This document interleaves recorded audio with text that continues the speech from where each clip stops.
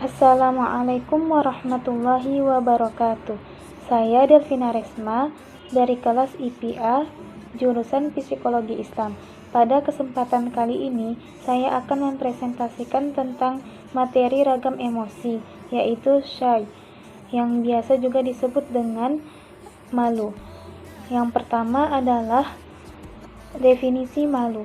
Malu adalah bagian dari berbagai perasaan yang dimiliki manusia, di mana malu adalah sebuah rasa yang menyebabkan harga diri seseorang turun derajatnya karena merasa melanggar norma sosial, norma hukum, atau norma agama. Beberapa pendapat tentang malu yaitu, menurut Prayitno, bahwa malu adalah bentuk yang lebih ringan dari rasa takut yang ditandai oleh sikap mengerutkan tubuh untuk menghindari kontak dengan orang lain yang masih belum dikenal.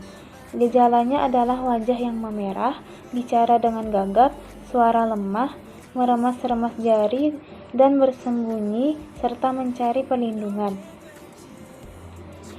Menurut Phillips, mengatakan bahwa malu adalah satu keadaan yang datang kepada kita apabila bertemu dengan situasi sosial yang mana kita tidak mempunyai kemahiran untuk menghadapinya. Sedangkan menurut Izzard dan Hyson menyatakan malu merujuk kepada gabungan berbagai-bagai perasaan emosi, termasuk perasaan takut dan minat, ketegangan pikiran, dan ketenangan.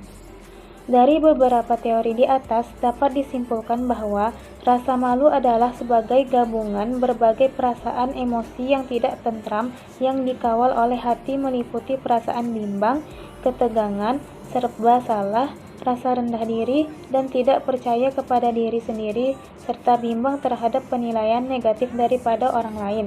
Seterusnya, perasaan tersebut ditunjukkan melalui tingkah laku yang terhalang ketika menghadapi situasi sosial yang baru dihadapi. Selanjutnya, terdapat dua jenis shy, yaitu situational shyness atau keadaan dan dispositional shyness atau yang disebut sifat. Yang pertama, situational shyness melibatkan emosi yang merupakan pengalaman dari rasa malu itu sendiri. Tipe ini dapat terjadi sewaktu-waktu oleh siapapun, terutama pada situasi sosial. Yang kedua, dispositional shyness merupakan malu yang bersifat jangka panjang atau permanen walaupun dalam waktu maupun situasi yang berbeda. Tipe ini merupakan ciri kepribadian yang muncul secara stabil sewaktu-waktu dan tergantung situasi yang dihadapi. Malu adalah emosi yang sering kita rasakan. Dari mana malu itu datang, di mana saja, atau kapan kita merasakan malu. Contohnya seperti merasa telah melakukan sesuatu kekonyolan atau kebodohan, apalagi di depan orang yang penting buat kita. Misalnya, kita tak sengaja menumpahkan kopi di baju seseorang, terus melakukan sesuatu yang dinilai tidak sesuai dengan norma sekitar, gagal menyesuaikan tindakan dengan standar yang ditetapkan sendiri.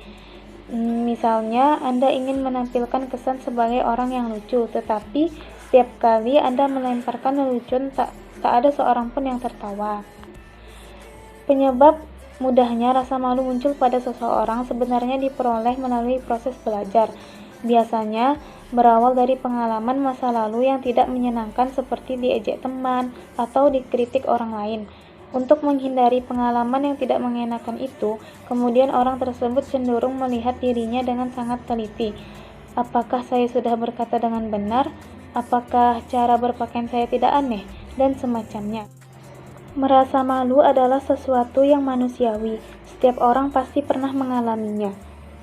Hal-hal yang biasanya dilakukan saat malu, yaitu menghindari kontak mata, tidak mau melakukan apa-apa, tidak banyak bicara, tidak pertolongan, atau bertanya pada orang yang tidak dikenal, mengalami demam panggung seperti pipi merah, tangan berkeringat, keringat dingin, dan bibir terasa kering, jantung berdetak cepat.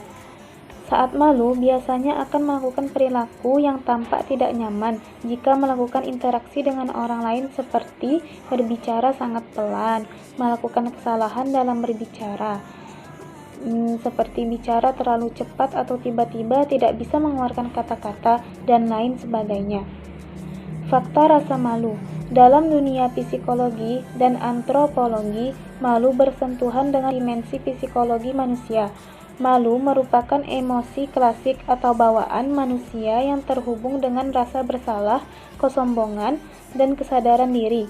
Rasa malu membawa perilaku manusia kepada depresi dan antisosial. Seseorang yang mengalami rasa malu berarti ia sedang mengalami konflik dalam dirinya, yaitu konflik karena dirinya melakukan negosiasi nilai antara kenyataan dan naluri. Jika naluri dan kenyataan itu tidak selaras, maka terjadi konflik dan timbul rasa malu. Baiklah, sekian dari saya. Wassalamualaikum warahmatullahi wabarakatuh.